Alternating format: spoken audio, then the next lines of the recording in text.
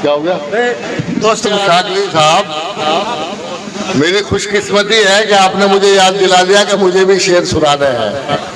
सरधना वाले तो अक्सर मुझे सुनते रहते हैं और कई बार ऐसा भी होता है कि मैं बगैर पढ़े ही चला जाता हूँ, अपना टाइम दूसरों को दे देता हूँ और आप लोग बाद में कहते हो यार आपने तो कुछ सुनाया ही नहीं। बहरहाल मुझे अभी एक पर्ची मिली थी। पहले तो मैं बता दूं कि आज़म शाकरी की खूबसूरत गजलों ने हमारे मुशायरे के माहौल को एकदम बदल दिया। ऐसी खूबसूरत शायरी सरदाना में बहुत दिनों बाद सुनने को मिली है और अभी आप और सुनेंगे। इकबाल अशर साहब भी आलमी शोहरत याफ्ता शायर है। पिछले साल हमने उनको बुलाया था लेकिन वक्त की बहुत कमी थी। और डॉक्टर पॉपुलर मिलिट्री साहब तंज़ो मज़ाह के आलमी शोहरत याफ्ता शायर, और डॉक्टर नवाज देवबंदी साहब के बारे में तो मैं पूरी रात बोल सकता हूँ, आप सब लोग जानते हो। इन तीनों शायरों को हमें सुनना है। मुझे आप सुनते रहते हो, दो चार शेर में सुनाऊंगा आपको। आपने दुआओं से नवाज दिया तो हो सकता है कुछ एक आध शेर और भी निकल जाए मेरी जबान से।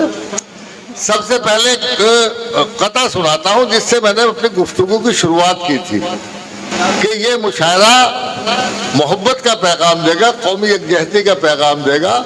और ये मुशायरा हमें इस बात के लिए नहीं कि हम किसी मजहब की बुराई करें या कोई हमें कह रहा है उसे जवाब दें। अभी इलेक्शन के दौरान हमसे पता नहीं लोगों ने क्या क्या कहा। भाई मौलाना आप बैठ जाओ यार, आपने पूरा मुशायरा खराब कर दिया, इधर से उधर भागे फिर रहे हो।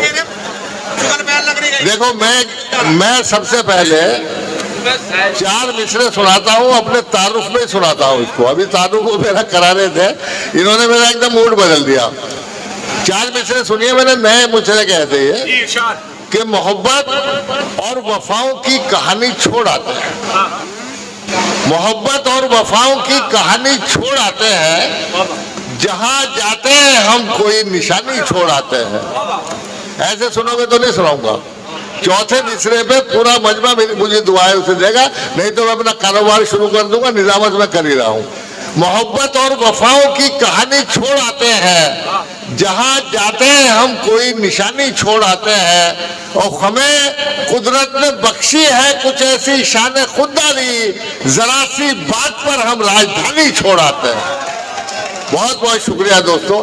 और चार मिसरे मैंने परसों बुलंदशहर में पढ़े थे डॉक्टर नवाज देवबंदी की शख्सियत के हवाले से। अगर आपको भी नजर आया कि मैं डॉक्टर नवाज देवबंदी के लिए बोल रहा हूं तो अपनी दुआओं से नवाजिए, क्योंकि डॉक्टर नवाज देवबंदी वो कारनामा अंजाम दे रहे हैं जो हर किसी के बस का नहीं है। मैं उन्हें सर सैयद सानी कहा करता हूं। मैंने अभी बताया था आपको कि तालीम के मैदान में 27 इदारों की सरपरस्ती कर रहे हैं। चार मिसरे डॉक्टर साहब आपकी नजर करता हूं कि हमारे दम से है रोशन चिरागे इल्म फन यारो। हमारे दम से है रोशन चिरागे इल्म फन यारो। कभी तहजीब के दामन को हम मैला नहीं करते और कलंदर की तरह हम मस्त रहते हैं फकीरी में। किसी जरदार की चौखट पे हम सजदा नहीं करते। कलंदर की तरह हम मस्त रहते हैं फकीरी में, किसी जरदार की चौखट पे हम सजदा नहीं करते। और ये चार मिसरे जो मैं शुरू में आपको सुना रहा था वो आपके मिसरे हैं। आपकी नजर करता हूं कि मेरी वफाओं का मुझसे सबूत मत मांगो। मेरी वफाओं का मुझसे सबूत मत मांगो। वतन से प्यार का जज्बा तो मेरे दीन में है और अटूट रिश्ता है मेरा वतन की मिट्टी से। मेरे बुजुर्गों की खुशबू इसी जमीन में। बहुत बहुत शुक्रिया दोस्तों। मैं जल्दी जल्दी सुना रहा हूँ, असल में थक गया निजामत करते करते। तो एक मतलब दो तीन शेर और सुनिए। ये गजल मैं सरदाना में पहले पढ़ चुका हूँ 30 साल पहले, लेकिन आज मेरा दिल कर रहा है इसमें मैंने एक नया मतलब कहा है, इसलिए मैं सुना रहा हूँ। आपने असल में 30 साल पहले पढ़ी थी, जब जो बच्चे थे वो जवान हो गए, जो जवान थे वो बूढ़े हो गए होंगे। मतलब सुनिए कि करे किस पर भरोसा, आज के हालात और ये गजल। करे किस पर भरोसा कोई इस काबिल नहीं मिलता। करे किस पर भरोसा कोई इस काबिल नहीं मिलता। सभी से हाथ मिलते हैं किसी से दिल नहीं मिलता। करे किस पर भरोसा कोई इस काबिल नहीं मिलता। सभी से हाथ मिलते हैं किसी से दिल नहीं मिलता। और ये मतलब इस पर कोई दाद दे ना दे, लेकिन इस पर गौर जरूर करें। अपने अंदर सियासी शऊर बेदार करें कि हमारे अंदर क्या कमी है कि शिकस्ता कश्तियों को, डॉक्टर साहब सुनिएगा, शिकस्ता कश्तियों को जिस तरह साहिल नहीं मिलता, शिकस्ता कश्तियों को जिस तरह साहिल नहीं मिलता, हमारी कौम को भी रहबरे कामिल नहीं मिलता।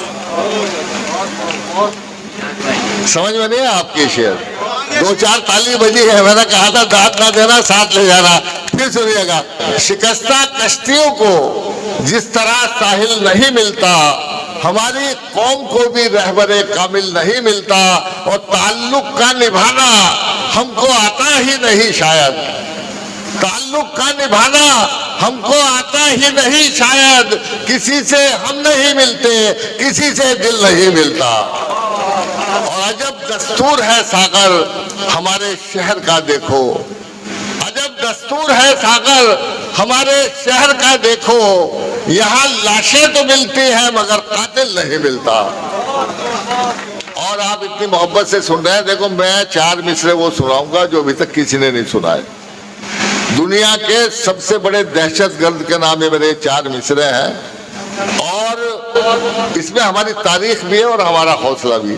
फलस्तीन या इसराइल का नाम लेना बेकार है, आप वहां पहुंच जाएंगे जहां मैं पहुंचाना चाहता हूं कि जिया बख्शिए हमने प्यार की सारे जमाने को, ये हमारी तारीख है। जिया बख्शिए हमने प्यार की सारे जमाने को, हमारे दम से दुनिया में मोहब्बत के उजाले हैं, और हमारे हौसलों से कांपते थे कैसर व किसरा, हमें तू क्या मिटाएगा कि हम अल्लाह वाले हैं। जिया बख्शिए हमने प्यार की सारे जमाने को, हमारे दम से दुनिया में मोहब्बत के उजाले हैं, और हमारे हौसलों से कांपते थे कैसर व किसरा, हमें तू क्या मिटाएगा कि हम अल्लाह वाले हैं। और बमों की आग से हमको डराने वाले जालिम सुन, बमों की आग से हमको डराने वाले जालिम सुन, वो शीशे जैसी नाजुक शय से पत्थर तोड़ देता है। बमों की आग से हमको डराने वाले जालिम सुन, वो शीशे जैसे नाजुक शय से पत्थर तोड़ देता है, और खुदा फरियाद सुन लेता है जब मजलूम लोगों की, तकब्बुर का महल बस एक मच्छर तोड़ देता है। और इसी मोहब्बत के साथ एक मतला 2 शेर और मुलाहिजा कर ले कि सैलाबे सितम काश के एक बार उतर जाए, सैलाबे सितम काश के एक बार उतर जाए, इस पार उतर जाए कि उस पार उतर जाए।